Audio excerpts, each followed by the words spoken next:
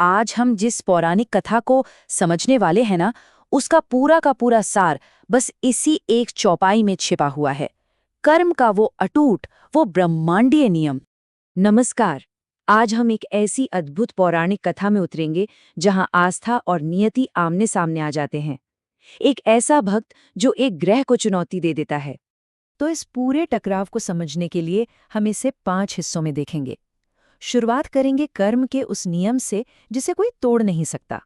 फिर शनि और हनुमान के किरदारों को समझेंगे और आखिर में देखेंगे कि भाई जब कर्तव्य और भक्ति की टक्कर हुई तो नतीजा क्या निकला। तो चलिए सबसे पहले उस नींव को समझते हैं जिस पर ये पूरी कहानी टिकी है, और वो है कर्म का नियम।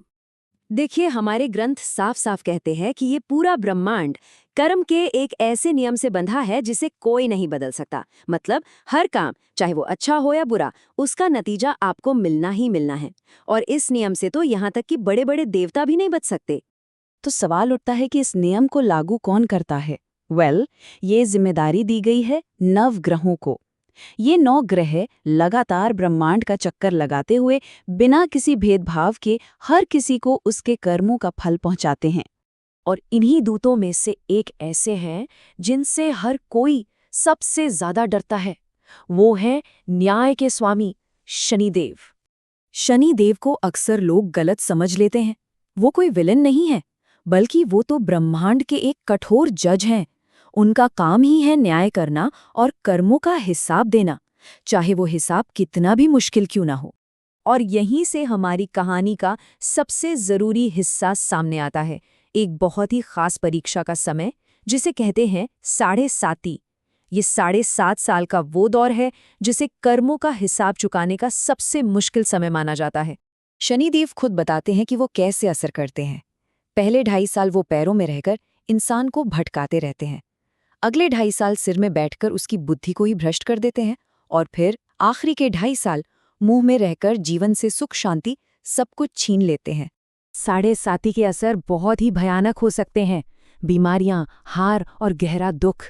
लोगों पर झूठे आरोप लगते हैं, अपमान होता है और कई बार तो इंसान खुद पर काबू भी खो बैठता है। और शायद यही वजह है कि इस समय से इतना डर लगता है। लेकिन ये कहानी सिर्फ ब्रह्मांड के कानून और उसके डर की नहीं है। ये एक ऐसी शक्ति के बारे में भी है जो शायद इन सब से कहीं बढ़कर है। तो चलिए अब मिलते हैं कहानी के दूसरे मुख्य किरदार से, हनुमान, जो स्वयं भगवान शिव के अवतार हैं। उनकी असली शक्ति का स्रोत कोई हथियार नहीं, बल्कि सिर्फ एक ही चीज है, भगवान श्री राम के लिए उनकी अटूट, उनकी संपूर्ण भक्ति। तो जब शनिदेव ने हनुमान के शरीर में घुसने की बात की, तो हनुमान जी का जवाब बहुत ही सीधा और सरल था। उन्होंने कहा, मेरे तन में, मन में, मेरे जीवन में हर जगह सिर्फ प्रभु श्री राम बसे हैं।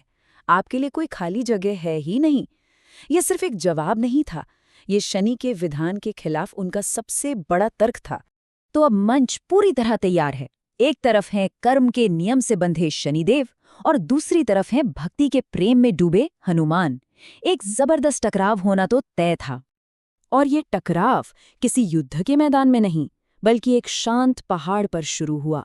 शनिदेव वहां पहुंचे और हनुमान जी को बताया कि उनकी 7.5 शुरू हो चुकी है। शनिदेव ने कहा कि उन्हें अपना कर्तव्य निभाने के लिए हनुमान के शरीर में प्रवेश करना होगा, पर हनुमान जी ने बड़ी विनम्रता से मना कर दिया। शनिदेव ने अपनी बात साफ की, बोले, ये कोई पर्सनल मामला नहीं है हनुमान, ये तो मेरा काम है जो मुझे ब्रह्मांड की व्यवस्था ने दिया है, और मेरे काम में कोई रुकावट नहीं डाल सकता। हनुमान जी ने भी उनकी शर्तों को मान लिया, और बस यहीं से 2 अटूट सिद्धांतों की परीक्षा शुरू हो गई। एक तरफ कर्तव्य था तो दूसरी तरफ भक्ति। तो इस टकराव का असली मतलब समझिए।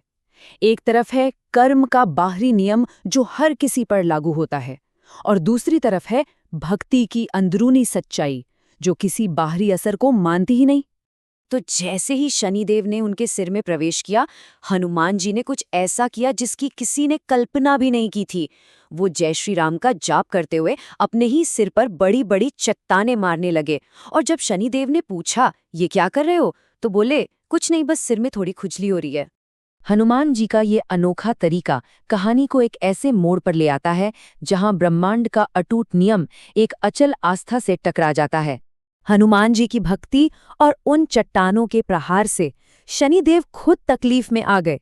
कर्म का फल देने वाले अब खुद ही विनती करने लगे, मुझे माफ कर दो, मैं तुम्हारे अंदर नहीं रह सकता, मुझे बाहर निकलने दो। और यही इस कहानी का सबसे बड़ा सबक है। शनिदेव को भी ये मानना पड़ा कि भक्ति एक ऐसा मजबूत किला बना देती है जिसमें ब्रह्मांड का कानून भी दाखिल नहीं हो सकता। उन्होंने वचन दिया कि आज के बाद वो ना तो कभी हनुमान को और ना ही किसी भी राम भक्त को परेशान करेंगे।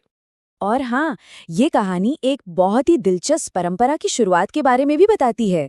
कहते हैं, अपने घावों पर लगाने के लिए शनिदेव ने हनुमान जी से तेल मांगा था और तभी से शनिदेव को तेल चढ़ाने की प्रथा शुरू हुई ताकि उनकी पीड़ा शांत हो और भक्तों पर भी उनका बुरा असर कम हो।